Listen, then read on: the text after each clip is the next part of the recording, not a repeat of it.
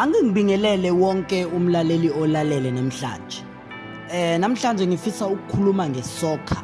Ngiyacabanga ukuthi bonke abantu bayayazi isoccer.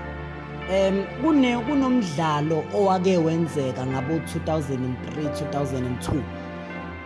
Kwakukhona icup ekwakuthiwa iCoca-Cola Cup ngaleza ikhathi. Then ama-team ayikade elwela ukuthola leyo cup. Ayikho into engiyithanda njengesoccer noma ayikho into engiyithanda njengomdlalo because into abayenzayo basuke beyenzela ukuthi bewine. Ungababona bebhuquza phansi, ungababona bejuluka belwela ukuthi bekhahlele ibhola inhloso ukuthi belikhahlele kusuke kuwukuwina.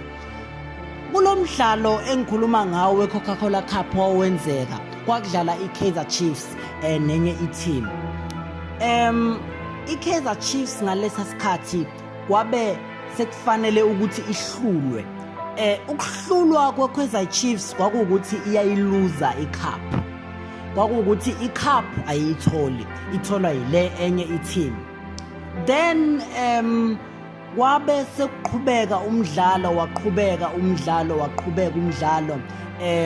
Then wakora uAtazwane igoli.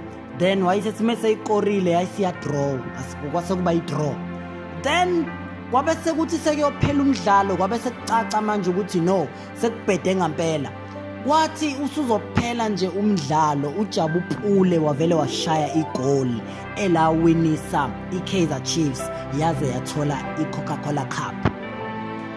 Wonke umhlaba noma ange ngithi yonke iSouth Africa yayikade ipraise uJabu Pule ukuthi wow, Jabu Pule ushaye igoli sawina, abemqukula bemphakamisa phezulu bejabule, abihlwele zayikade ipraise yena, wonke umuntu wayipraise yena. Then ngiyayithanda i-interview kaJabu Pule ese-interviewa intatheli. Uthi uJabu Pule yena ubonga uCyril Nzama ukuthi wamphasela ibhola ukuze ekwazi ukukora igoli. Ngamanye amazwi lalingeke lize libe bikho leliya goli kube kuthiwa uCyril Nzama akaliphasanga ibhola walizisa kuye ukuze yena ethole ithuba lokuthi efake igoli phakathi. Lalela, asike sivumelane. Empilweni kukhona abantu ababalekile ngalendlela yokuthi yibo abakusizile ukuthi uzofike la ukhona. Akekho umuntu othi yena uyifikele. Kunabantu abakuphasele ibhola waze wakwazi ukukora igoli wafika la ukhona kumanje.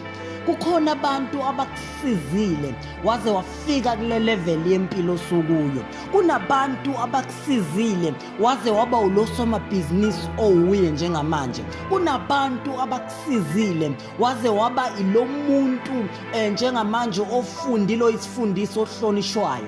Kunabantu abakusizile ukuthi njengamanje ube leli khansela oyilo. Kunabantu abakusizile ukuthi ube ilo president owuye. Upresident uyazi naye ukuthi eze ebe la ekhona kungabantu.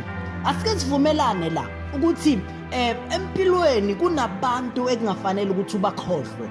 Kunabantu ekungafanele nangelilodilanga ukuthi ukhohlwe yibo, because labo bantu kuyibona abakuphasela ibhola ukuze ukwazi ukukora igoli, ukuze ukwazi ukuthi uphumelele empilweni. Kunabantu abakusizile ukuthi ugcine uzube naleyo moto oyidrivayo kumanje ukuthi impilo yakhe izifinyelele ekuthenini uzokwazi ukudrive imoto. Lalela, ungababukeli phansi, ungakhohlwa abantu abakusizile. Ngiyavuma umhlaba wonke upraise wena ukuthi uyisikhokho. Ngiyavuma umhlaba wonke upraise wena ukuthi you are intelligent, uhlakaniphile ukuthi uzofike kule sigaba okusona sempilo. Kodwa iqiniso lithi umuntu akasifikeli yena le phezulu. Kunabantu abasuke bemsizile. Even no Cyril Nzama ibhola lize lifike kuye, kukhona umuntu elaqala laba kuye lize lifike kuye yena ezekwazi ukuphasa uJabu Pule ukuze kukoreke ibhola. Okusho ukuthi kunabantu, kune-chain labantu abakade besiza lo okusizile ukuthi wena uzofike la ukhona. Akufanele nangephutha ukuthi ukhohlwe ila osuka khona. akufanele nangekuphutha ukhohlwe abantu abakusizile empilweni. Ayikho into ebalulekile njengaleyo. Lalela, kunokunye futhi okwakhulunywa uJabu Pule engikuthanda kakhulu. Uthi uJabu Pule nkathi ekhuluma uthi yena into eyamenza ukuthi edlale ibhola kwakuwukuthi ibhola awuvesane nje udlale ungazi ukuthi udlalelani. Inhloso yokudlala ukuthi uwine. Inhloso yokudlala ibhola nanoma ngabe imuphi umdlali ombonayo edlala ibhola, inhloso yakhe noma i-focal point yakhe ukuthi edlale ibhola ewina. Kunezinto empilweni ekungafanele ukuthi uzingenele uma zingenayo inzuzo. Kunama match empilweni engafanele uwangenele uma engenayo inzuzo. Kunama message engafanele uwaphendule uma engenayo inzuzo.